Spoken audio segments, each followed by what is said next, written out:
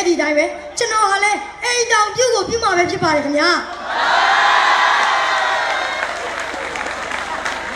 မိမယောက်ျားမယူပဲအယိုးဆွေးမြဲတဲ့အထိလူပြိုကြီးပြိုကြီးပွားနဲ့နေရှင်တဲ့သူများပြိတ္တကြီးတို့ထဲမှာရှိပါသလားခင်ဗျာ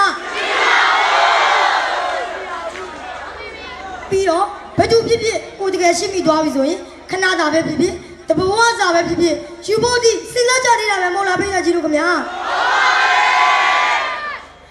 လဲရင်သွားကြည့်နော်ကျွန်တော်အခုပြောကြတော့မယ့်ခေါင်းစဉ်လေးကတော့လူပြိုကြီးအပြိုကြီးဖြစ်ရခြင်းဒီအိမ်တောင်ပြုတ်ခြင်းနဲ့ပိုဝေးကောင်းလူတော်ဆိုကိုအတောက်တာမှန်ကန်စွာဖြင့်ရှေ့ပသွားမှာပဲဖြစ်ပါတယ်ခင်ဗျာကျွန်တော်တို့သိကြတဲ့အတိုင်းပဲကဘာဦးအစမှာဘုရားသခင်ကကဘာကြီးကိုဖန်ဆင်းတဲ့က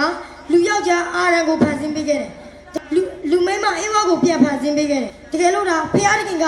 အာရန်ကိုပဲဖန်ဆင်းခဲ့မယ်ဆိုရင်အခုလိုမြောက်များလာတဲ့ကျွန်တော်တို့လူသားတွေဆိုတာရှိတော့မှာမဟုတ်ပါဘူးခင်ဗျာဒါကြောင့်လူရယ်လို့ဖြစ်လာပြီဆိုရင်ဒီချိန်တန်ဒီပွင့်ချိန်နဲ့ပွင့်ရတယ်ဆိုတဲ့အဆိုလဲရှိသေးတာပဲမဟုတ်လားဖိတ်သက်ကြီးတို့ခင်ဗျာအဲ့ဒီတိုင်းပဲကျွန်တော်ဟာလဲအိမ်တောင်ပြုတ်ကိုပြုတ်မှာပဲဖြစ်ပါတယ်ခင်ဗျာမိမယောက်ျားမယူပဲအယိုးဆွေးမြဲတဲ့အထိလူပြိုကြီးပြိုကြီးပွားနဲ့နေရှင်တဲ့သူများပြိတ္တကြီးတို့ထဲမှာရှိပါသလားခင်ဗျာပြီးတော့ဘယ်သူဖြစ်ဖြစ်ကိုတကယ်ရှိမိသွားပြီဆိုရင်ခဏတာပဲဖြစ်ဖြစ်တဘဝစာပဲဖြစ်ဖြစ်ယူဖို့ဒီစဉ်းစားကြနေတာပဲမဟုတ်လားပြိတ္တကြီးတို့ခင်ဗျာလဲရင်သွားကြည့်နော်ကဲပြိတ္တကြီးတို့မိကွန်းတကူတော့မေးချင်ပါတယ်တယောက်တည်းအကြီးကျယ်မိနေရတဲ့ဘဝနဲ့မိသားစုတိုက်ဝိုင်းနဲ့ပျော်ပျော်ရွှင်ရွှင်နေရတဲ့ဘဝဖေဘွားကပျော်စရာကောင်းမယ်လို့ထင်ပါတယ်လေ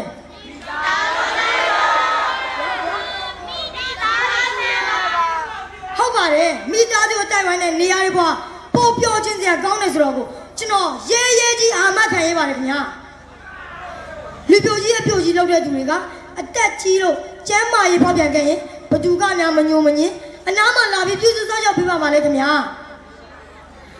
ဟုတ်ပါတယ်အတက်ကြီးလာတဲ့အခါကိုယ့်ကိုပြုစုစောင့်ရှောက်ဖို့အတွက်စေပင်းမြည်ကိုတယောက်လောက်တော့လိုအပ်ပါတယ်ခင်ဗျာနောက်ပြီးတော့အိမ်တောင်ရှင်အမျိုးသမီးတွေတဲ့အပြိုကြီးတွေကကင်ဆာဖြစ်နိုင်ခြင်း26%ပုံများတယ်လို့လိလက်သိရှိချက်တွေကသိရပါသေးတယ်ခင်ဗျာဒါကြောင့်မို့ကင်ဆာဖြစ်ဖို့အိမ်တော်ပြကြပါစို့လို့တိုက်တွန်းချင်ပါသေးတယ်ခင်ဗျာကျွန်တော်တို့မိဘတွေလားအိမ်တော်မပြုတ်ခဲ့ဘူးဆိုရင်ကျွန်တော်တို့လိုမျိုးတားကောင်းရတနာသမီးကောင်းရတနာများပေါ်ထွန်းလာမှာမဟုတ်ဘူးနော်ပြိတ္တကြီးတို့အိမ်တော်ပြုတ်ရဲဆိုတော့အမျှော်မြင်ရှိတဲ့သူတွေပဲလောက်တာဗျလောကကြီးမှာကြီးကြီးလိုက်ပါအောင်မြင်နေတဲ့ယောက်ျားတယောက်မှာအနောက်ကနေတွန်းအားပေးနေတဲ့မိန်းမကောင်းတယောက်အမြဲတမ်းရှိတယ်ဗျကျွန်တော်တို့ဗုဒ္ဓမြတ်စွာဘုရားတော်မှာပါရမီဖြည့်ပတ်ရှိလို့ဘုရားဖြစ်လာသေးတာပဲမဟုတ်လားပိဋကကြီးတို့ခင်ဗျာ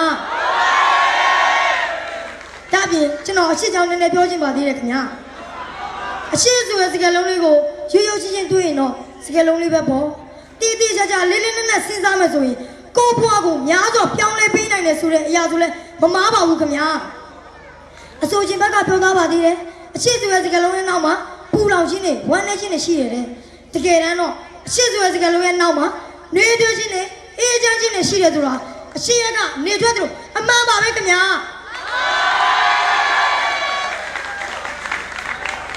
လူတယောက်ရဲ့ဘဝမှာအရှိမရှိရင်မရှိတဲ့တဲကနာလို့ပါပဲရှောက်တည်နေတယ်ဗျဒါပြင်ကျွန်တော်တို့အရှိရည်သားရှိအိမ်တော်ရှိတဲ့သူနဲ့ရည်သားမရှိအိမ်တော်မရှိတဲ့သူကိုရှင်းကြည့်မယ်ဆိုရင်ရည်သားရှိတဲ့သူက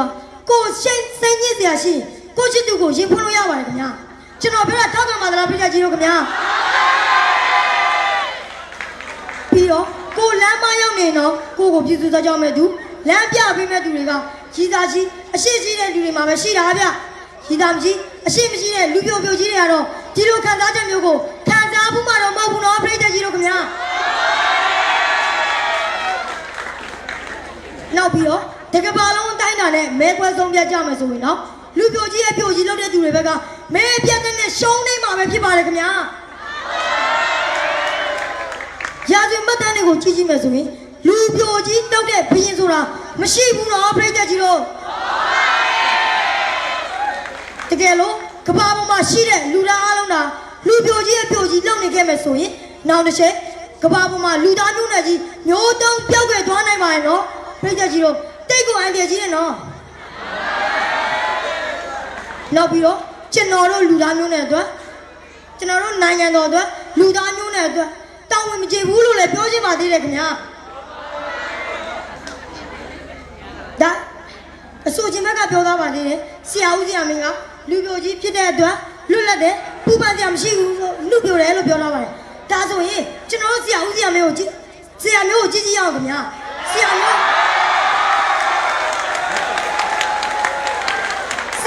အမြဲပြုတ်ရှင်နေအောင်သိရပါတယ်ခင်ဗျာအဲ့ဒါဘာကြောင့်လဲဆိုတော့မိသားစုကပေးတဲ့ပြုတ်ရှင်မှုကြောင့်ပဲဖြစ်ပါတယ်ခင်ဗျာ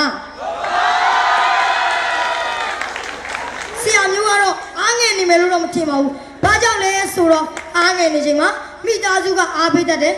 မောပန်းနေချိန်မှာလဲတာသမီတို့ရဲ့ပြုတ်ရှင်မှုကြောင့်အမောဖြစ်နေနိုင်ပါတယ်ခင်ဗျာဒါတွေကဆရာမျိုးအမြဲကြုံတွေ့နေရတာပါပဲခင်ဗျာကျွန်တော်တို့ဆရာကြီးဦးဆရာမင်းကတော့ဒီလိုခိုက်တဲ့နေကိုကြုံတွေ့ရမယ်လို့တော့မထင်ပါဘူးခင်ဗျာအဲ့ဒါဘာကြောင့်လဲဆိုတော့ဆရာကလူပြိုကြီးဖြစ်နေလို့ပါပဲခင်ဗျာဒါဆိုရင်ပြေးကြည့်ကြမလို့တွေးကြည့်တာနဲ့ပြီးတယ်နော်ပြိတ္တကြီးတို့လူပြိုကြီးအပြိုကြီးတွေရဲ့ဘွားကမောပန်းနေတဲ့အချိန်မှာတော့အမောပြည့်စင်နိုင်လောက်မဲ့သူမရှိဘူးနော်ပြိတ္တကြီးတို့ခင်ဗျာ